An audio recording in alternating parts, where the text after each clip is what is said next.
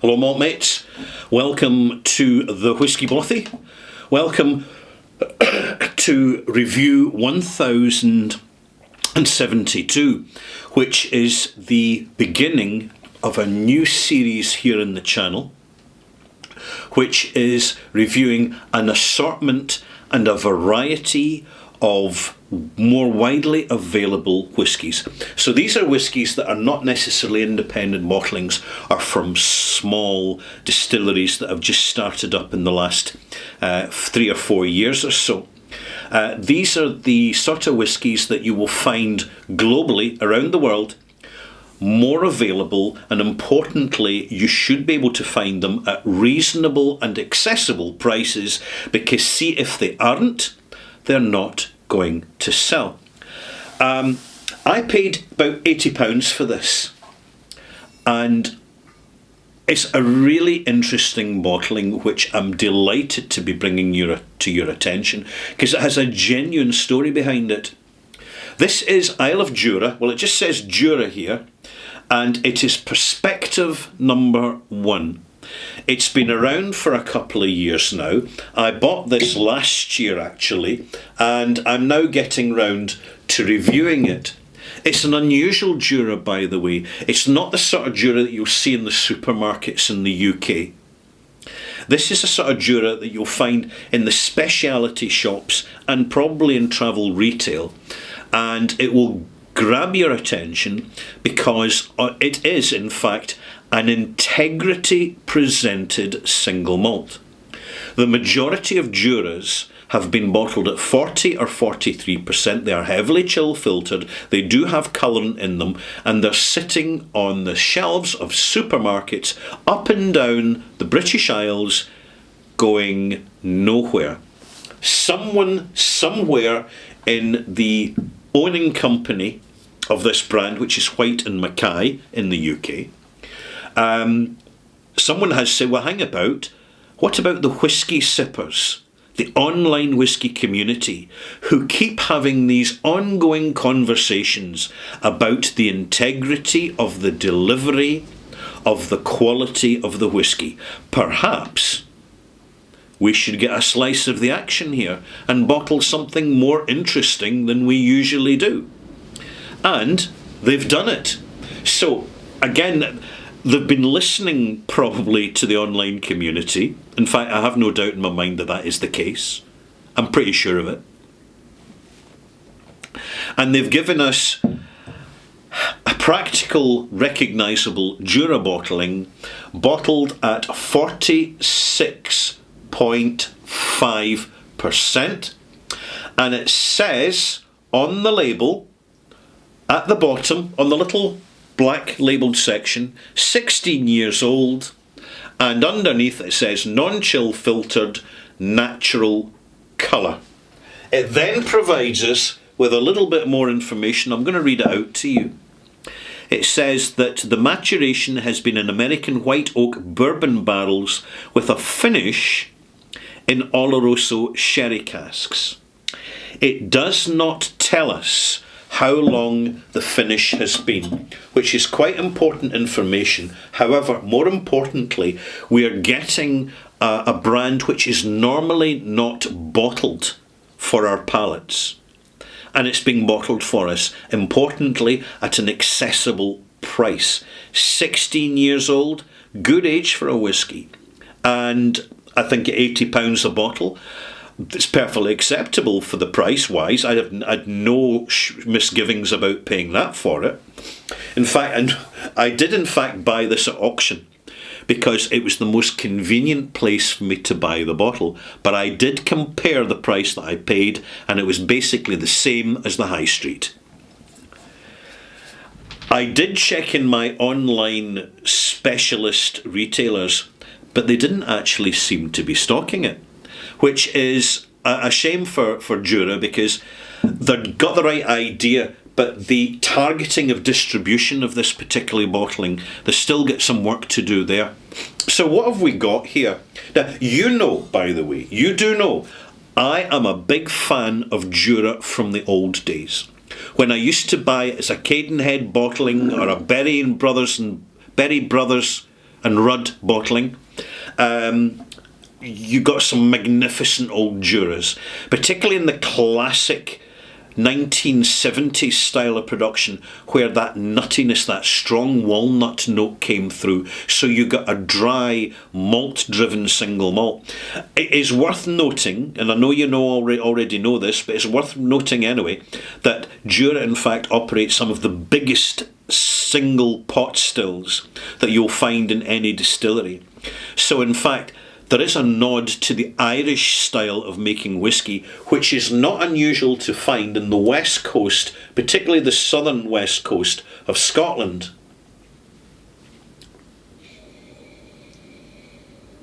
Clear, honeyed, malt, soft fruit, slightly appley nose. We're off to a good start. The first sniff, in fact, is a positive experience.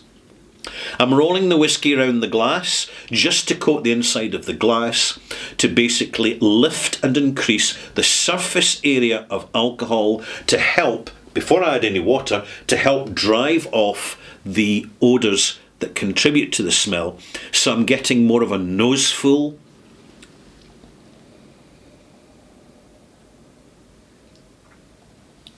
Delightful, slightly gingery, almost rosewater, barley sugar note. This is a relatively complex whisky. I can smell the sherry casks, and although it is not stated clearly in the label, which it should have been, but hey, they're getting there. All credit to Jura, all credit to White & Mackay. They're certainly coming to meet us as customers. And they're making a good show of it here. This is a decent quality nose. It's crisp, it's clean, it's bright, and it's flavoursome. And I've not even got round to tasting it yet. When I first taste it, you're getting the extra nip from the additional alcohol in the bottling. You immediately notice the brown, soft brown sugar of some decent sherry cask influence. You notice some increased gingeriness, a little bit of bitter ginger, sour ginger, a little bit of green ginger. So there's a certain ginger complexity to this. I'm also getting a dominant honey note, a rich honey note, almost Manuka honey. And behind it, very little peat, virtually none, but loads of seasonal, fresh tree fruit. So we're looking at apple, russet apple, brown red apples. We're looking a little bit of a pear notes in there as well. I'm not noticing much in the way of banana and pineapple, which are frequent signatures in Scotch single malts. But bear in mind, it's worth knowing the provenance of the location of the distillery. This is a West Coast island distillery. So we're looking for more savoury, a little bit more weight in the development coming from the grain, and also a delightful, almost baked oak note. There is this, the influence of the cask comes in fairly early. And there's two influences, of course, because we've got it off the label. There's the American bourbon influence, which is contributing to the honey and the sweetness of this. And then you've got the sherry notes, which are contributing more dryness, a little bit slight more sour, a little bit more grain umami, and of course that classic raisiny note that you get from the sherry casks. Good casks, by the way, they are most certainly adding some richness to this. I'm also noticing it's relatively delicate. This isn't a big, heavy bruiser version of Jura, and it's worth taking note that with the number of single malts, you can get a lot of chameleon characters coming from one still, depending on the length of maturation and depending on the cask that's been used for maturation. As far as Juras go, I'm very happy with this, and I'm now going to add a drop of water. Interestingly, and worth noting, I'm not adding as much as I usually do. I've already found from rehearsing with this malt that, in fact, a little bit of water goes a long way. It has a tendency to drown easily from too much water, and therefore I'm adding 3 millilitres. Now this means that the whiskey is still over 40%, but that's not a problem, because even adding a slight amount of water is going to just provide enough dilution of the alcohol to bring out and chase out the complexity of the flavours, the form, and the delivery of the event. A little bit of rolling round the glass again. Now I should give this a minute in the glass for each year in the cask. So I should be giving this about 15 minutes at least. But hey, I don't want this review going on too long. So I'm going to stick my nose into it and just get on with the show. Creamier, softer, lighter, a little bit of mallow, marshmallow note in here, almost a dairy cream note, a double cream note. Really interesting that. This is a soft version of Jura. It's a lightly delivered version of Jura. And in doing so, I really appreciate and enjoy the honesty and transparency of the style of Jura that it is. You really notice this when you dedicate a few bottlings to one distillery, and you start to see the different styles of delivery from one single malt, Scotch malt output. So I'll give you a working example. If I was to take a distillery where you commonly see independent bottlings, Bunnahabhain, classic, brilliant example actually. It's got a good substantial profile as an official bottling, but with independent bottlers you start to see maybe a more savoury note, a more bitter, heavy dominance in the signature of the delivery. You might see lighter styles, and then of course you've got the heavily versioned Stoiccia, heavily peated Stoiccia versions. So you get a lot of chameleon styles of Bunnahabhain. In fact, you could have a dozen bottles of Bunnahabhain alone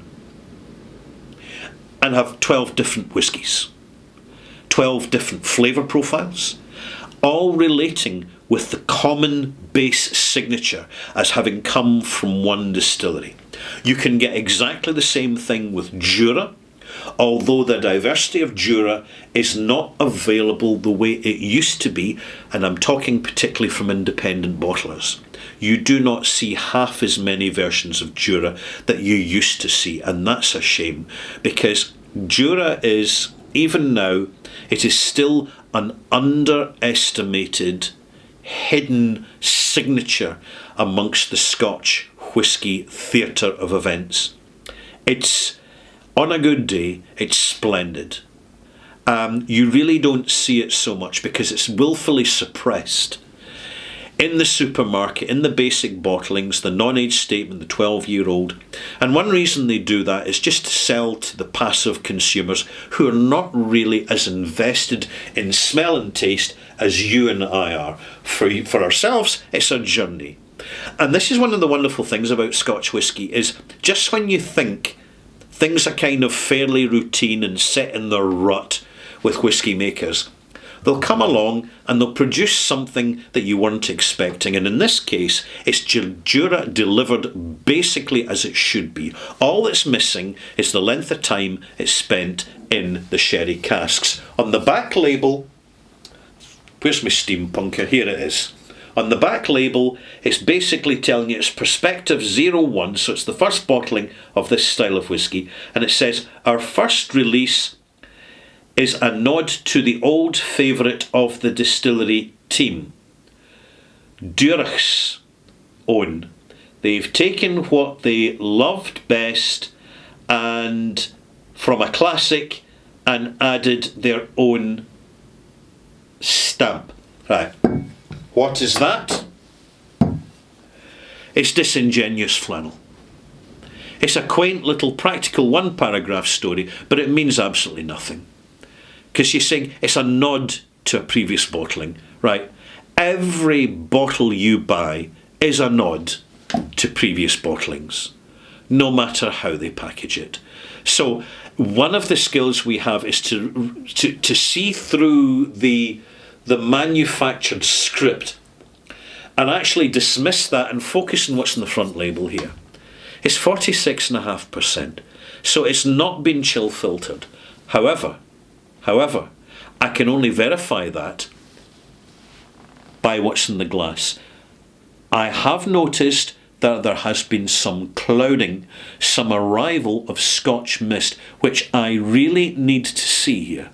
But it is slow to arrive.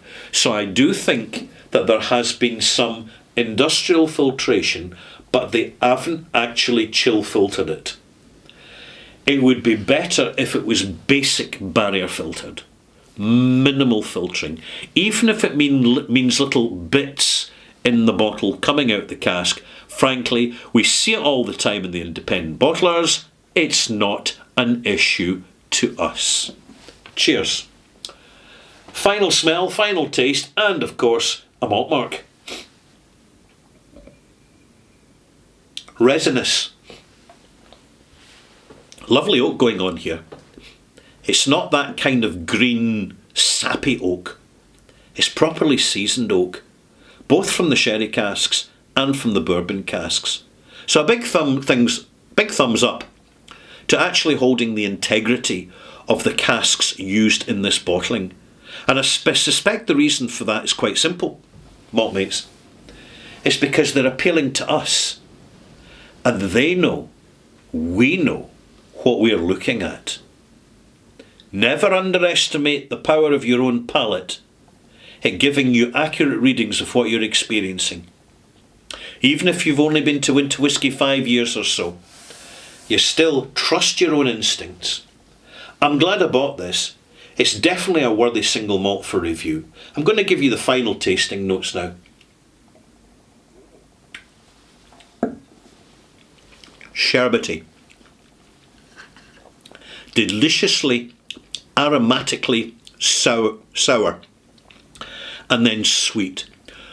Pure honey sweet. Gingery, light ginger, but it's the fullness of the vanilla honey note and the barley sugar combining.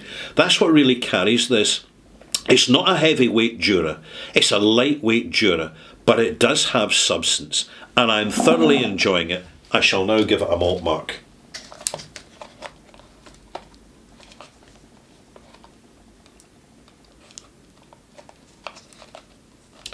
Well done, Jura. 84 out of 100. That's my malt mark. Thank you for joining me for this review. If you want to pop along shortly, I'll be discussing in my extras number 1072, I shall be discussing how the industry adapts to us. We're still called consumers, but the industry is really now waking up, probably due to the practicalities of economic conditions worldwide. And the fact that they badly overestimated demand for whisky, even up to last year. It surprises me, considering how highly paid senior professionals are in the whisky industry, just how out of alignment their perception of the future demand for whisky has been. And I really want to kind of put it into the context of when distilleries connect with us as informed, experienced customers who have elevated ourselves beyond consumer status. How do they connect with us, and do they choose to connect with us? Do they even want to? Because it's entirely optional. This kind of explains why we have been gravitating, and I'm very much at the forefront of this, towards the independent bottlers and the smaller new generation of distilleries, even when their prices are a little bit too high for the age of the whisky they're bottling. You know, I will cut them a little bit of slack so long as it doesn't become a repetitive bad habit of the producers. It's a fine line, it's a balancing act, and it's a very skilled professional, well worth their weight in gold, who actually knows what it is and where it's at. I'm going to explain it in the extras. I'll see you there. Bye-bye.